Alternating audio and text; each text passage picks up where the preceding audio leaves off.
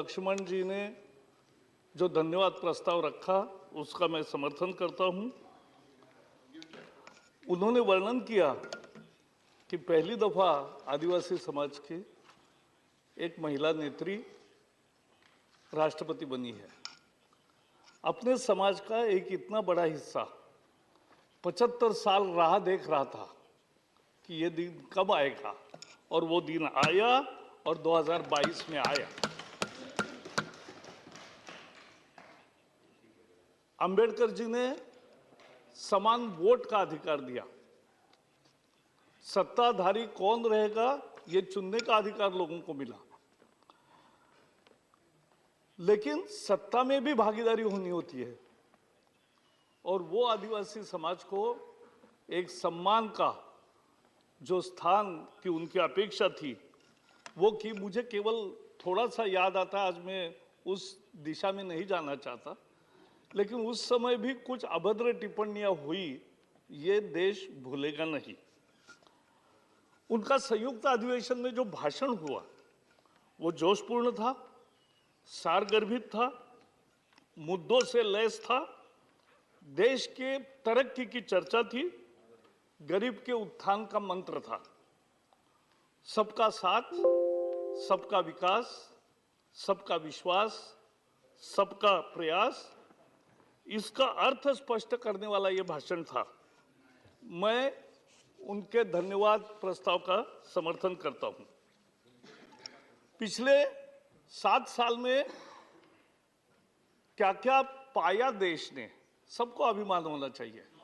हम 9 साल हो रहे, पूरे होंगे मई में, तो ये हम 10वें नंबर की अर्थव्यवस्था थे, 10th in the world economy. Now we are 5th। 7 साल में 5 स्टेप्स कदम आगे जाकर हम आए हैं। और उसमें एक निश्चित, मुझे तो आनंद लगता है कि जिन्होंने हम पर 200 साल राज किया, उस ब्रिटेन को पछाड़कर हम 5वें स्थान पर आए हैं। यह भी एक महत्वपूर्ण बात है। 14 में हमें फ्रजाइल 5 कहते थे, आज टॉप 5 हो गया। आज दुनिया में इन्फ्लेशन 10% से 40-50% तक भी है, भारत में 6% से कम है।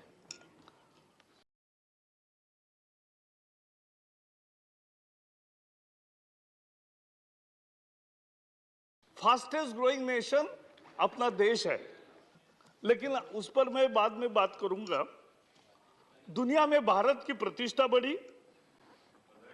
कोविड को जिस तरह से भारत ने डील किया, सभी देश उसकी सराहना करते। जो देश मार्जिन पर था, आज अनेक क्षेत्रों में नेतृत्व कर रहा है। यह कैसा हुआ, इसका विवेचन इस भाषण में है। उन्होंने शुरू में ही कहा कि यह स्थिर, निडर, निर्णायक और बड़े सपनों के लिए काम करने वाली सरकार है। मैं उसी सूत्र को पकड़ के कुछ चीजें आपके सामने रखना चाहता हूं। स्थिर सरकार 30 साल के बाद आया। 84 में पूर्ण बहुमत वाली सरकार थी, एक पार्टी का बहुमत था। आज 2014 में फिर से एक पार्टी का बहुमत आया, 282 सीटें आई, एनडीए की और आई। लेकिन ये जो स्थिरता आती है तब देश तरक्की करता है। जब स्थिरता आती है तो आम जन को फायदे मिलते हैं, और ये स्थिर सरकार के बहुत फायदे होते हैं। ये स्थिरता आई, और ये किसने लाई? भारत की जनता ने लाई। भारत 2019 में 80 करोड़ वोटर थे, अब 2024 में 90 करोड़ वोटर हो जाएंगे। इतना बड़ा लोकतंत्र दुनिया में कहीं नहीं। और एक तरह से मदर ऑफ डेमोक्रेसी जो कहते हैं वो भी इतने सही है कि बसवराज ने जो अनुभव मंडपम चलाया कर्नाटक में, वो लोकतंत्र का एक पहला बहुत अच्छा सफल प्रयोग था। 70% वोटिंग होता है अपने देश में।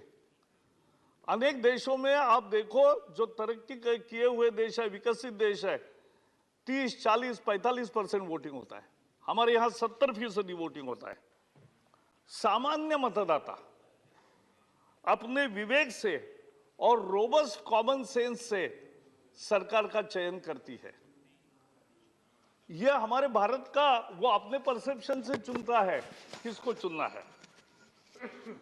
एमिनेंट जूरिस्ट नानी पालखीवाला यूज्ड टू से that in our country illiterate intelligence is more effective than educated incapacity। यह उनका अभिप्राय था उस समय, और वो आज हम देख रहे हैं। सामान्य जनता तय करती है, समाचार पत्र नहीं पढ़ा वो भी वोट देता है, टीवी के पॉलिटिकल डिबेट्स नहीं देखा वो भी वोट देता है, और जिसने कोई राजनीतिक भाषण में कभी नहीं गए, कोई सभा अटेंड नहीं की, वो भी वोट देता है और अपने विवेक से वोट देता है। आई salute the robust common sense of the people of India. इस रॉबस्ट कॉमन सेंस ने अनेक बार राज्य में और केंद्र में सत्ता बदली, ये भी हमने देखा। और अच्छा काम करोगे तो यही सामान्य जनता बार बार आपको अवसर देती है, ये भी हम देखा है और देखेंगे भी, क्योंकि बार बार मोदी सरकार। We should be proud of our vibrant democracy. 30 साल देश ने अस्थिरता का अनुभव किया, उसका वर्णन मैंने किया, बहुत नुकसान हुआ। मोदी राज्य के प्रमुख और देश के सरकार के प्रमुख लगातार 21 साल हो गए। 2001 में उन्होंने 7 दिसंबर को शपथ ली थी। 21 साल पूरे हो गए, और 21 साल में हर बार उनको ज्यादा जन समर्थन मिला है और लगातार वो सत्ता में बने हैं। ये एक तरह से लोकतांत्रिक देश में विक्रम है। ये गरीबों का आशीर्वाद मिला। कभी तो सोचो कि क्यों गरीब उनको अपना मानते हैं, गरीब उनको वोट क्यों देते हैं? क्योंकि केवल देश के लिए काम, परिवार नहीं, स्वार्थ नहीं, भ्रष्टाचार नहीं, दिवाली भी सैनिकों के साथ बिताते हैं।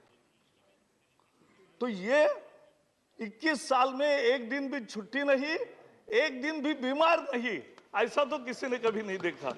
लेकिन लगातार देश के लिए काम करना, और इसलिए उनके लिए हमारे पार्टी में एक नारा है, nation first, party next, self last. लेकिन मोदी जी को मैं देखता हूं तो मुझे लगता है nation first, nation first, nation first, यही उनका तरीका है। मेहनत की राजनीति है, प्रतिभा की राजनीति है, दूरदृष्टि की राजनीति। दूसरा मंत्र अंत्योदय। अंत्योदय में गरीब, पीड़ित, वंचितों का विकास, उपकार नहीं, दया नहीं, केवल कल्याण नहीं, एम्पावरमेंट, सशक्तिकरण, अपने पैरों पर खड़े होकर आगे बढ़ने का अवसर, इसका नाम है एम्पावरमेंट। वर्णन किया लक्ष्मण जी ने कि कितनी सुविधाएं गरीब के घर में आई, पूरा सैचुरेशन एक तरह से उसका बेसिक जीने के जो आवश्यक साधन है। और मैं एक एक उसका दूसरा ही रूप एक भी बताऊंगा। टॉयलेट हुए 12 करोड़। हम जब भी, आप सब लोग जब टूर को निकलते थे, प्रवास में जाते थे, तो हमेशा लोग पानी का लोटा लेकर जाने वाले लोग हम देखते थे। लेकिन अब नहीं दिखता है। और केवल इतना ही नहीं, यहां जो डॉक्टर बैठे हैं उनको भी पूछो, वो रेलवे स्टेशन पर जो गंदगी होती थी, जो शहर में गंदगी होती थी, उसके कारण, मैं वही बता रहा हूं, तो उसके कारण जो डायरिया से कितनी मौतें हर साल होती थी, क्योंकि पेट में इंफेक्शन जाता था। लेकिन अब ये स्वच्छता बढ़ने के बाद और टॉयलेट होने के बाद ये लगभग खत्म के कगार पर है, और डायरिया की डेथ नहीं होती। आपके डॉक्टर मित्रों को पूछिए। ये मेरे साथ डॉक्टर बैठे ही है यहाँ। तो हाँ, डॉक्टर भगवत करा डॉक्टर है, इज अ गुड सर्जन। पीछे भी डॉक्टर है, देखो भारती जी बहुत है। प्लीज आप माननीय सभी जावड़ेकर जी, पेशेंट का एड्रेस द इलाज चेयर। करने के लिए यहाँ बहुत डॉक्टर है। माननीय एक प्लीज मिनट, प्लीज मैं जरा आज कुछ विचार जावड़ेकर जी, रखना एड्रेस चाहता करिए हूँ। चेयर की तरफ। तो गैस, बिजली, नल का पानी इतनी आसान चीज नहीं है सर। हमने सबने देखा है कि कितनी दूर से महिला लाती थी पानी, अब घर में आएगा। मेरे घर में चौथी तक बिजली नहीं थी, बिजली आई, कितना आनंद आया। नहीं तो लालटेन में हम गुजारा करते थे, लालटेन में पढ़ाई करते थे, वो बदल गया। आयुष्मान योजना से कितनी जिंदगियां, 4 करोड़ लोगों को मुफ्त इलाज मिला है। एक नई चीज बताता हूं, आज तक रूरल एरिया में बीमा कोई लोग खरीदते नहीं थे। Nobody was taking purchasing policies, insurance policies, और नहीं उसका करते थे। लेकिन अब 24 करोड़ लोगों ने बीमा, जीवन ज्योति बीमा और सुरक्षा बीमा योजना, ये दोनों लिया है। Sir, I was serving with bank of Maharashtra. राष्ट्रीयकरण के बाद हम तुरंत लगे थे, गरीब के लिए दरवाजे खुले, ऐसा उस समय बहुत कहा गया। लेकिन फाइनली क्या हुआ, 2014 में जब गिनती हुई तो 50 करोड़ लोग, 47 करोड़ लोग ऐसे थे जिनका अकाउंट नहीं था, और 47 महीने में 47 करोड़ जनधन खाते खुले। ये देश में हुई एक बड़ी क्रांति है, हम भूल नहीं सकते। ये जैम ट्रिनिटी, जनधन, आधार, सर आधार हर एक के पास आया, 130 करोड़ आधार आए। नंदन नीलेकणी ने अपने एक लेख में लिखा है कि आपको मालूम है नंदन नीलेकणी प्रसिद्ध व्यवसायी है, विशेषज्ञ है, कांग्रेस के उम्मीदवार भी थे बंगलोर में, और हार गए, आनंद कुमार जीत गए। लेकिन वो आधार के प्रमुख थे। तो मोदी जी ने उनको बुलाया, उन्होंने अपने मोदी एट 20 इस किताब में भी उनका ये लेख है। उन्होंने कहा कि मुझे लगा अब तो मैं इतना भूमिका लिया हूं तो मेरा तो जॉब नहीं रहेगा, दूसरे किसी को देंगे। लेकिन मोदी जी ने कहा कि पूरे 3 घंटे उनका प्रेजेंटेशन लिया, और उन्होंने लिखा है कि ये एक मुख्यमंत्री थे, गुजरात के थे, तब भी मैंने देखा उनको विषय समझ रहा था। और उन्होंने कहा कि बाकी सब भूल जाओ, आप ही ये काम पूरा करोगे। तब तक केवल 30 करोड़ आधार बांटते गए थे। उन्होंने कहा 130 करोड़ आधार बांटने तक आप ही काम करोगे, ये मेरा आशीर्वाद है। ये this is the difference of leadership. Direct benefit transfer जिसका उल्लेख किया, राजीव गांधी 100 रुपए में 15 रुपए मिलते थे, इसलिए आलाप प्रकट करते थे। लेकिन अब 100 के 100 रुपए जाते, और कितने गए सर? 3 साल में 26 लाख करोड़ रुपए गरीबों के खाते में गए। ये कभी दुनिया में कहीं किसी देश में नहीं हुआ है। 26 lakh crore, not a small amount. और उसमें विशेषता यह है कि अनेक लाभार्थियों के नाम झूठे थे, बोगस आइडेंटिटी कार्ड बनाना, बोगस ये सब अपनी एंट्री करना लाभार्थी में, ये पहले होता था।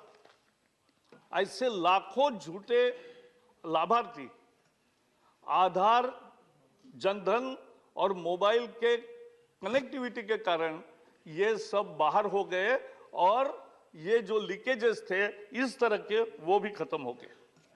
गरीब को कौशल चाहिए, नौकरी चाहिए, जिसका उल्लेख किया उन्होंने कि स्वनिधि योजना दी, मुद्रा योजना का मैं बताऊंगा ही, और शिक्षा मिले, शिक्षा अच्छी मिले। जो नई नेशनल एजुकेशन पॉलिसी आई है वो समझने जैसी है। अर्ली चाइल्डहुड एजुकेशन, तीसरे उम्र से लेकर 8वीं उम्र तक उसका पूरा विकास हो, कॉग्निटिव स्किल्स का, क्रिटिकल थिंकिंग का, भाषा का, ये उसके लिए है। उसमें परीक्षा नहीं है, इम्तिहान नहीं है, पुस्तक नहीं है, किताब नहीं, कुछ नहीं। Early childhood education will change Indian education for better in coming years. उसमें जो हायर एजुकेशन है, at the higher education and एक काम हुआ है कि फ्लेक्सिबिलिटी दी है। एक साथ 2 डिग्रीज करने की अनुमति मिल गई, आदेश भी निकल गया। उसके बाद उन्होंने फ्लेक्सिबिलिटी में आपके जो मार्क्स है, 1 ईयर काम किया, 1 साल घर में मदद करने की जरूरत है, आप छुट्टी ले सकते हैं, तीसरे वर्ष में दूसरे साल में जो आना है वो आ सकते हैं। You have a credit bank also. और कोई इंजीनियरिंग का स्टूडेंट है, उसको म्यूजिक पैशन है, तो उसको ऐसे 20% ऑप्शन के सब्जेक्ट्स लेने का भी चॉइस, पैशन के सब्जेक्ट लेने का भी चॉइस, ये नई राष्ट्रीय शिक्षा नीति में मिला है। तो ऐसे बहुत काम है। बड़े फैसले जिसका उल्लेख किया लक्ष्मण जी ने कि 370 हुआ, इसीलिए लाल चौक में झंडा फहरा सके, कम से कम मान्य करना चाहिए। पहले कुछ दिन तो विवाद भी था, लगाएंगे कि नहीं लगाएंगे, लेकिन मुझे याद है जब मुरली मनोहर जोशी जी गए थे, तब की सरकार ने आग्रह किया था कि मत जाइए, द एटमॉस्फियर विल गेट विशिएटेड। कैसे विशिएट होता? भारत में भारत का झंडा नहीं फहराओगे तो कहां फहराओगे? और अब एक देखो, कांग्रेस के हमारे मित्र सदस्य थे नवीन जिंदल। नवीन जिंदल जी ने एक कोर्ट में याचिका की, वो हमेशा राष्ट्रध्वज सबको हमें बांटते थे, और उन्होंने कहा कि राष्ट्रध्वज लगाने की परमिशन मिलनी चाहिए। 75 साल हुए लेकिन नहीं हुआ था। क्यों नहीं किया? एक नियम बदलना था। नियम यह था कि केवल सरकारी दफ्तरों में 15 अगस्त, 26 जनवरी और परमानेंट भी लगाना है तो केवल सरकारी ऑफिस में, और वो भी सूर्योदय के बाद और सूर्यास्त के पहले निकालना है। ये सब था बंधन। मोदी जी ने एक नियम बदल दिया। आज लाखों दुकानों पर हम झंडे देख रहे हैं, लाखों वाहनों पर झंडे दिख रहे हैं, लाखों घरों पर राष्ट्रध्वज दिख रहा है। अरे ये देश को तैयार करने का एक तरीका रहता है कि देश की देश भावना जो होती है वो जगती है। क्यों नहीं किया? आज पाकिस्तान में घुसकर जो बालाकोट और सर्जिकल स्ट्राइक किया, तो उस पर तो सबूत ना पूछो, मांगो, और विश्वास करो बाद में देना पड़ा यह स्टेटमेंट। एक बड़ी चीज है, फेडरलिज्म का स्पिरिट जो है, राज्यों के साथ न्याय। GST is the only act which has been prepared, drafted, rates decided, and rules are made by all the finance ministers of all the states and central government together. सभी राज्यों ने मिलकर कानून बनाया, सभी राज्यों ने मिलकर यह ड्राफ्ट तैयार किया, नियम तैयार किए और रेट भी तय किए। ये जीएसटी में हुआ। ये पहली दफा भारत ने इस तरह का एक नया फेडरलिज्म का स्पिरिट देखा है। ये आईबीसी कानून हुए, बड़े बड़े बहुत फैसले हुए, सभी राज्यों के साथ न्याय। सर, मोदी जी के सरकार में एक महत्वपूर्ण बात है, किसी के साथ अन्याय नहीं और किसी के साथ भेदभाव नहीं। समझो घर देना है, गैस देना है, कोई भी बेनिफिट देना है, मुद्रा के लोन देने हैं या कोई इकोनॉमिक बेनिफिट देना है, ना हिंदू मुसलमान ना कोई ऐसा देखा जाता, ना रिलीजन, ना सेक्स, ना स्टेट, ना कुछ। मैं अभी बहुत बार केरल में जाता हूं तो केरल में मैंने देखा, लेकिन मैं केरल का पूरा नहीं बता रहा हूं, बहुत सच तो बाद में बताएंगे, वही बताएंगे, यहां क्यों बताएंगे? केरल की लड़ाई केरल में करेंगे।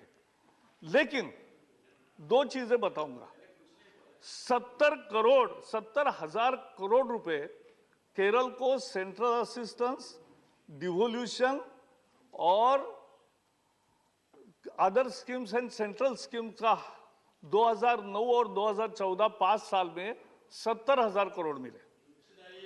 2017 से 2022 तक 5 साल में 2,30,000 करोड़ मिले। मैं क्यों बता रहा हूं? केरल में हमारा एक भी एमएलए नहीं, केरल में हमारा एक भी एमपी नहीं, लेकिन किसी राज्य के साथ इस कारण भेदभाव नहीं। सबको न्याय, सबको जो देना है वो दे। लेकिन अपनी सदस्य है पीटी उषा, वो देश का नाम, पहली हमारी रनर है और पहली हमारी गोल्ड मेडलिस्ट है, लेकिन उसकी जो एकेडमी है, जो एकेडमी देश में नई महिला खिलाड़ी तैयार करती है सालों से, उसको भी वहां कब्जा कर लिया। और वहां भी उसका कब्जा करके हॉस्टल है, वहां लड़कियां रहती है, लेकिन वो भी हथियाने की कोशिश होती है। मुझे विश्वास है कि केरल की सरकार भी ध्यान देगी। मैंने कल जॉन ब्रिटास को भी बोला है कि ये ठीक करने की जरूरत है, तुरंत करें। सर, तीसरा मंत्र है सुशासन। मैं कुछ नई चीजें केवल आपके जानकारी में दे रहा हूं, मालूम होगी आपको बहुत सारी, लेकिन कुछ नया होगा इंफॉर्मेशन। एक प्रगति करके कार्यक्रम मोदी जी ने चलाया। क्या है प्रगति? देश में अनेक प्रोजेक्ट्स, इरिगेशन के, रेलवे के, एयरपोर्ट के, सड़कों के, बाकी अनेक इंफ्रास्ट्रक्चर डेवलपमेंट के मूलतः वो 50% काम हो गया, 60% हो गया, 70% हो गया, खर्चा हो गया, लेकिन छोटी कोई दिक्कत है इसलिए वो पूरा नहीं हुआ, उसका बेनिफिट नहीं मिला। आप सर झारखंड और ये दोनों को जानते हैं, कुटकू डैम पर मैं गया था। कुटकू डैम कैसे सारा तैयार, लेकिन दरवाजे नहीं लगाए इसलिए रुका था। तो ऐसे प्रोजेक्ट्स का उन्होंने मंथली रिव्यू लेना शुरू किया। आज तक 30 मीटिंगें की, 450 केसेस उसमें लिए। सारे राज्यों के, संबंधित राज्यों के अधिकारी और केंद्र के अधिकारी वो उसमें रहते हैं। मोदी जी खुद बैठते हैं और सबके साथ चर्चा करके इसका रास्ता कैसे निकलेगा और प्रोजेक्ट कैसे पूरा होगा। और मुझे आनंद है कि आज तक 300 से ज्यादा प्रोजेक्ट, 15 लाख करोड़ के इन्वेस्टमेंट जो डेढ़ पड़ी थी वो आज पूरे हो गए। ये काम करके दिखाया, ये गुड गवर्नेंस है। ये पार्टी नहीं है, ये वोट बैंक नहीं है, ये कुछ भी नहीं है, ये देश के लिए काम करने का एक हुनर है। एलईडी बल्ब्स, आज सब जगह हम देखते हैं एलईडी बल्ब्स है। इसकी कीमत 9 वैट के बल्ब की हो 300 रुपए थी 2014 में, 300 रुपए, इसलिए लोग नहीं लगा रहे थे। उससे ज्यादा 50 रुपए की ट्यूब अच्छी है। लेकिन मोदी जी ने, यानी सरकार ने, उस समय पीयूष गोयल थे वहां, तो सारे उत्पादकों को बुलाया, देश के विदेशी सबको, कहा कि हम 200 करोड़ एलईडी बल्ब लेंगे। कितने? 200 करोड़। बताओ कि कस्टमर को कितना सस्ता दोगे? अनेक उद्योजक मुझे मिले, उन्होंने कहा ऐसा सवाल तो हमने पहले सुना है, नहीं तो हम 200 करोड़ का ऑर्डर देंगे, हमारा क्या?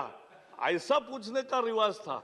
लेकिन बदला, लेकिन हमने पूछा कि जनता को कितना कम देंगे। और मुझे खुशी है, the best ever this kind of negotiation brought prices down from 300 rupees to 70 rupees. 70 रुपए में आज मिलने लगा।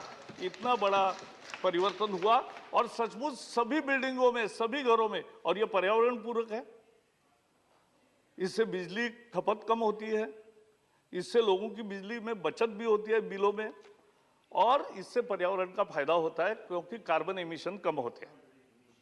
तो ये करके दिखाया। डिजिटल ट्रांजैक्शन, सर, आपके कोई भी विदेशी मित्र आएंगे भारत में, आने पर वो पहले कहते हैं अरे भाई एटीएम पर कोई नहीं जा रहा है, अभी फोन से ही बिल दे रहे हैं। ये क्रांति है सर।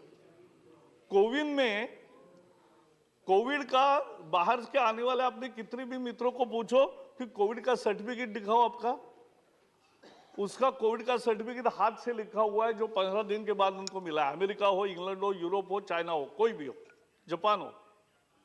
हमारे यहाँ कोविड का सर्टिफिकेट 5 मिनट में आता है और वो डिजी लॉकर में डाला तो फिर किसी को बाकी चिंता करने की जरूरत नहीं। ये तरक्की हमने करके दिखाई। We are doing now the largest digital transaction in the world. Sir, एक बहुत आपको रुचि आएगी उसमें कि हमारे यहाँ महाराष्ट्र में एक दिन होता है बैलों का पूजन करना होता है, पोड़ा बोलते हैं उसको, तो वो हम करते हैं। तो अब शहरों में तो बैल होते नहीं है, तो वो कोई ना कोई लाता है। तो मैंने कहा कि भाई है क्या, देखो जरा बैल अपने यहाँ कोई आया है तो उसको घास देना है, उसको थोड़ा पैसा देना है, तो उसकी रक्षा वो ठीक होगी। तो मैं गया, नीचे गया तो वहां उसके सिंगों में क्यूआर कोड लगाया था। ये यहां तक देश आ गया, क्यूआर कोड से बैल को जो देना है दे दो। तो ये हो सकता है, ये भारत की तरक्की है, डिजिटल प्रोग्रेस। आज गवर्नमेंट ने जीईएम माने गवर्नमेंट ई मार्केट तैयार किया। 4 लाख करोड़ से ज्यादा सरकारी कार्यालयों में जो कागज, पेंसिल, पेन, जो टाइपराइटर, कंप्यूटर, ये जो लेना होता है, इस सबका अब ऑक्शन होता है। 15 दिन में वस्तु आती है। पहले की सारी दिक्कत वाली प्रोसेस खत्म हुई है। कोविड में हमने अद्भुत काम किया, दुनिया ने माना। मुझे याद है चीन में जब जनवरी 2020 में पहला पेशेंट मरा वहां, तो कैबिनेट में मोदी जी ने कहा कि यह संकट गहरा है, यह हमें भी आएगा। और उसी दिन से उनके दृष्टि में पक्का था कि वैक्सीन तैयार करना एकमात्र उपाय है। वैक्सीन, एक ही देश ऐसा है कि जिन्होंने वैक्सीन के प्रमोट करने के लिए, शोध करने के लिए 3-3 हजार करोड़ रुपए दिए। और आज भारत एकमात्र देश है जिनके 4 वैक्सीन आज तैयार है और चारों वैक्सीन आज काम कर रहे हैं। सर, याद करिए, जब वैक्सीन अपना तैयार हो रहा था तब फाइजर का आया था, तो कितने नेता उस समय फाइजर फाइजर फाइजर का लो, फाइजर का लो। आज वापस जाके देखो, Pfizer is less effective and more side effects. और कोवैक्सीन आया तो अपने यहां बैठे हुए अनेक सदस्यों ने भी कहा कि ये तो रिस्क में डालने जैसा है जान, और ये तो टेस्टेड नहीं है, ये कि क्या क्या आपत्तियां उठाई। लेकिन मोदी जी ऐसे टिप्पणियों पर कोई उल्टा उत्तर नहीं देते। उनका जब नंबर आया वैक्सीनेशन के लिए, तो वो गए और उन्होंने कोवैक्सीन लिया। उसी दिन से उस पर की सारी टिप्पणियां बंद हो गई, क्योंकि खुद प्रधानमंत्री ने लेकर दिखाया कि मेरी जिंदगी खतरे में है, ऐसा आपको कहना है तो है, लेकिन मैं कोवैक्सीन लूंगा। तो ये करके दिखाया। कोविड में अनेक लोगों ने बहुत कमेंट्स किए पहले, आपको भी याद होगा कि क्या थालियां बजा रहे हो, क्या तालियां बजा रहे हो। अरे लेकिन ये तालियां बजाकर ही देश में एक जागृति नई प्रकार की पैदा हुई, और उसका परिणाम हुआ सारे अमेरिका से लेकर, एक मिनट, अमेरिका से लेकर यूरोप तक सब जगह वैक्सीनेशन के खिलाफ प्रोटेस्ट हुए, सर प्रदर्शन हुए, वैक्सीन हेजिटेंसी दिखी।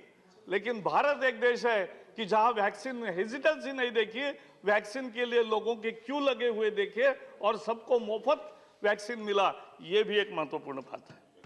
तो ये एक काम किया। सर, आपको और एक बड़ी अच्छी बात है कि एक अलग सोच होती है। आप भूल भी गए होंगे, पहले 14 के पहले हमें कोई डॉक्यूमेंट, बच्चे का परीक्षा का रिजल्ट आया तो मार्कलिस्ट हो, डिग्री सर्टिफिकेट हो, नौकरी में देना है, कहीं सरकारी दफ्तर में देना है, किसी न किसी ऑफिसर का ठप्पा लेने की जरूरत होती थी, अटेस्टेशन। इसके पीछे लॉजिक क्या था? ब्रिटिशों ने शुरू किया ये प्रथा अटेस्टेशन वाली, क्योंकि उनका कहना था भारत के जनता पर हमारा विश्वास नहीं है, हमारे अधिकारी का ठप्पा लगेगा तभी हमारा विश्वास है। ये उनका था। अब क्या हुआ, इन्होंने सेल्फ अटेस्टेशन करने के कारण, क्योंकि मोदी जी की धारणा है कि मेरे 140 करोड़ जनता पर मेरा विश्वास है, आप अपने साइन से करो, सबकी खत्म हुई दिक्कत दौड़ धूप। तो ये भी छोटी चीज लगती है, लेकिन छोटी चीज लोगों के लिए छोटी नहीं है।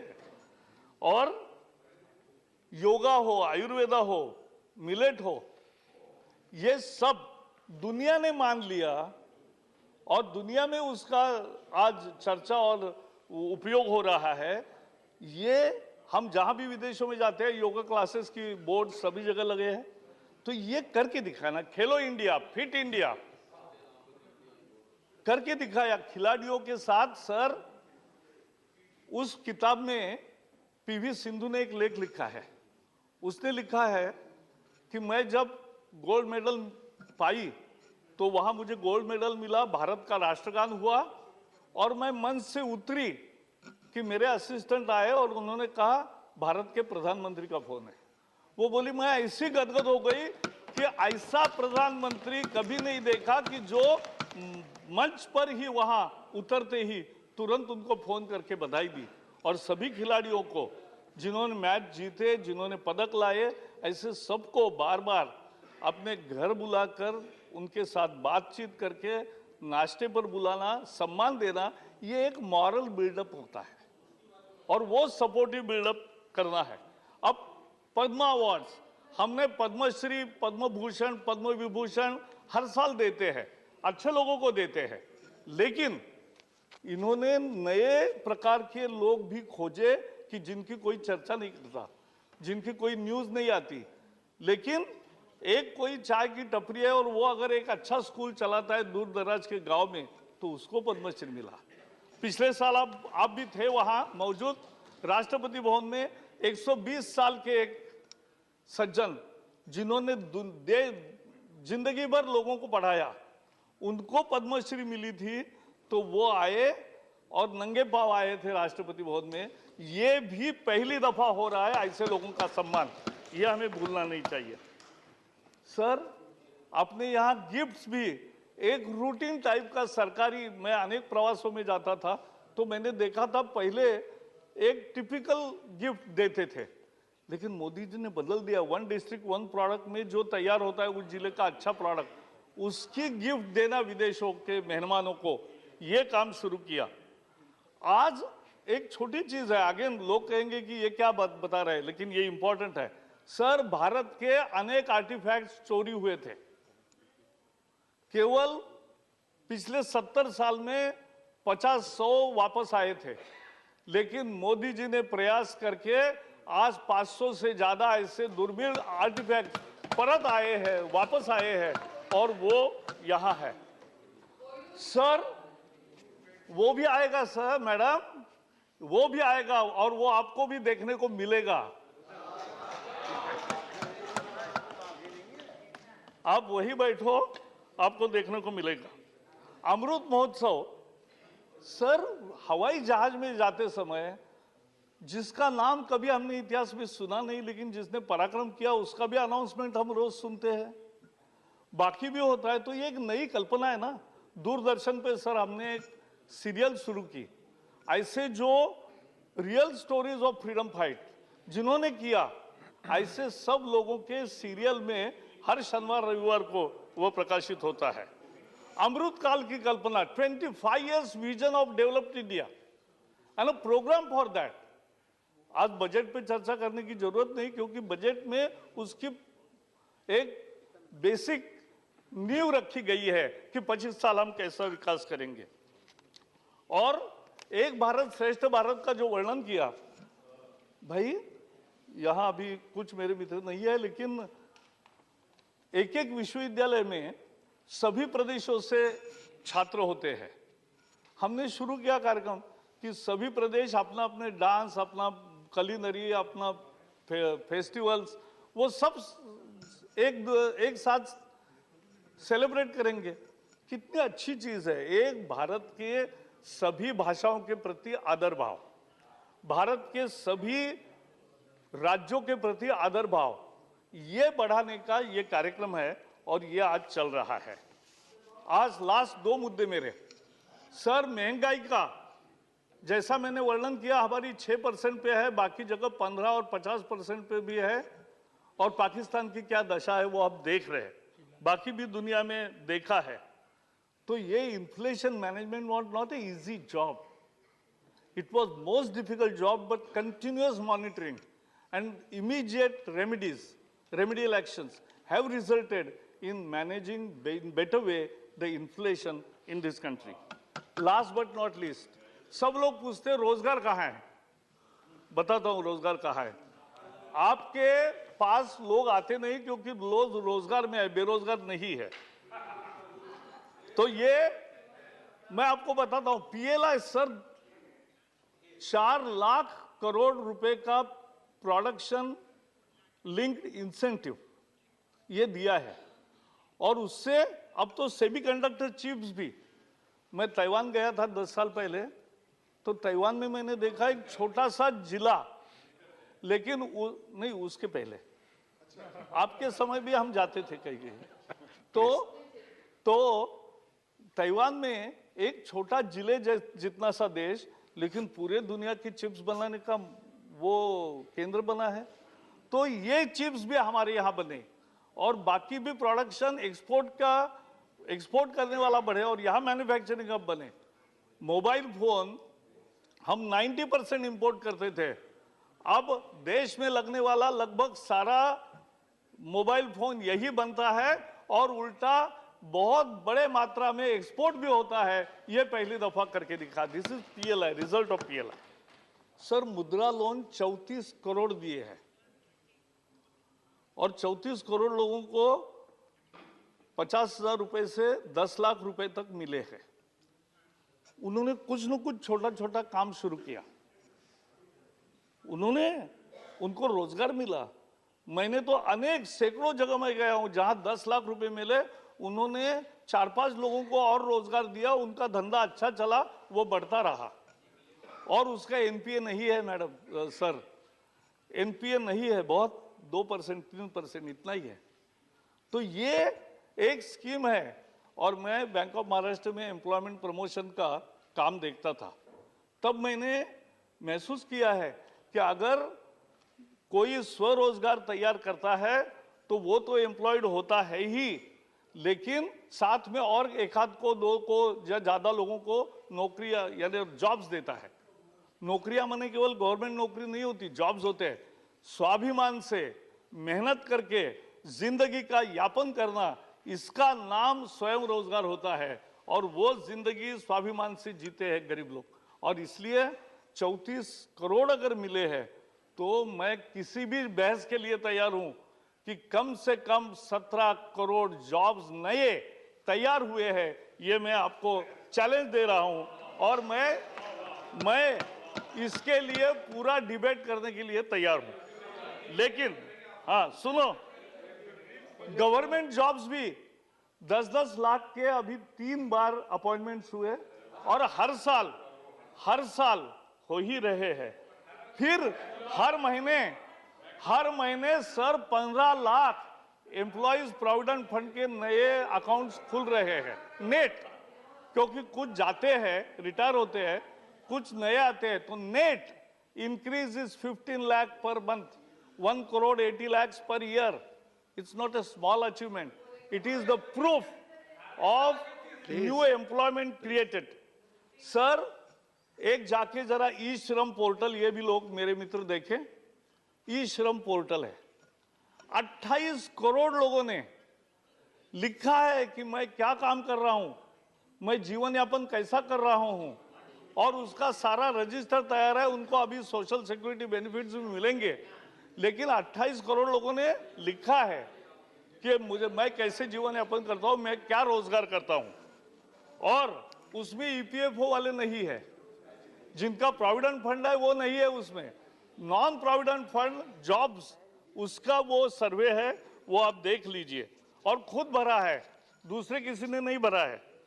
Startup India sir, startup India 2014 में 4-5 हजार थे, आज 80,000 स्टार्टअप है और लाखों लोगों को वो रोजगार दे रहे हैं, नए आइडियाज है, दुनिया में एक्सपोर्ट कर रहे हैं। Stand up India sir schedule caste, schedule tribe और विमेन एंटरप्रेन्योर्स को 1 करोड़ तक का कर्जा 3% ब्याज पर विदाउट एनी कोलैटरल गारंटी ये दी जाती है स्टैंड अप में। और आज 2-2.5 लाख से ज्यादा ऐसी महिला उद्यमियां तैयार हुई है। These are real stories, inspiring stories of success of India and we all should be. Last but not least, sir, we want innovation led development, क्योंकि only those countries will prosper which will innovate. मैं Steve Jobs को मिला था, 2 दिन उनके साथ था। मैं महाराष्ट्र का तब आईटी टास्क फोर्स का चेयरमैन था। तो उस समय आईफोन निकला नहीं था, लेकिन उसकी विजन क्लियर थी। वो हाथ में ऐसा दिखा कि मैं एक ऐसा हैंडहेल्ड तैयार कर रहा हूं कि जो लोगों की जिंदगी बदल देगा और इतने इतने फीचर्स होंगे। हमें लगा ये डे ड्रीमिंग कर रहा है, लेकिन हुआ तो शोध ऐसे ही होते हैं। तो शोध से ही वैल्यू एडिशन होती है, शोध से ही प्रॉस्पेरिटी आती है। So India is entering into a new phase. मैं शिक्षा मंत्री था तब हमने हैकाथॉन शुरू किया। सर, आज 12,000 स्कूलों में अटल टिंकरिंग लैब्स है। 6ठी से 12वीं तक के छात्र आर्टिफिशियल इंटेलिजेंस की इक्विपमेंट्स, 3D प्रिंटिंग और रोबोटिक्स के साथ खेलते हैं, प्रयोग करते हैं, कल्पना करते हैं। उनमें जिज्ञासा और जागती है और यही शोध की शुरुआत होती है। और ये शोध, अटल टिंकरिंग लैब, फिर हैकाथॉन, फिर ग्रैंड चैलेंज और फिर एक इनोवेशन की पूरी कल्चर, ये तैयार करना। आज आईआईटीज में जाओ, इंक्यूबेशन सेंटर्स देखो, इतने मस्त है। और महिलाएं भी आती है। आपको पता था महिलाओं की, मैं जब शिक्षा मंत्री था तो एक दिन ऐसा ही विषय निकला, तो आईआईटी में केवल 4% छात्राएं थी। तो मैंने कहा इतनी कम क्यों है? तो बहुत सारी दिक्कतें, हमने सर्वे किया और उसके बाद हमने सुपर न्यूमरिक कोटा दिया। और मुझे आज खुशी है बताते हुए कि आज आईआईटीज में 22% ये छात्राएं हैं। ये करके दिखाया। सर, ये कहानी किए हुए काम की है, देश के लिए समर्पण की है, देश का भविष्य उज्जवल करने की है और सबका साथ लेकर आगे चलने की है। बहुत बहुत धन्यवाद। धन्यवाद। प्लीज, माननीय सदस्यगण, the motion that has been moved and seconded is that an address be presented to the President in the following terms: that the members of the Rajya Sabha assembled in this session are deeply grateful to the President for the address which she has been pleased to deliver to both houses of Parliament assembled together on January 31st, 2023. Now, there are 119 amendments to the motion which may be moved at this stage.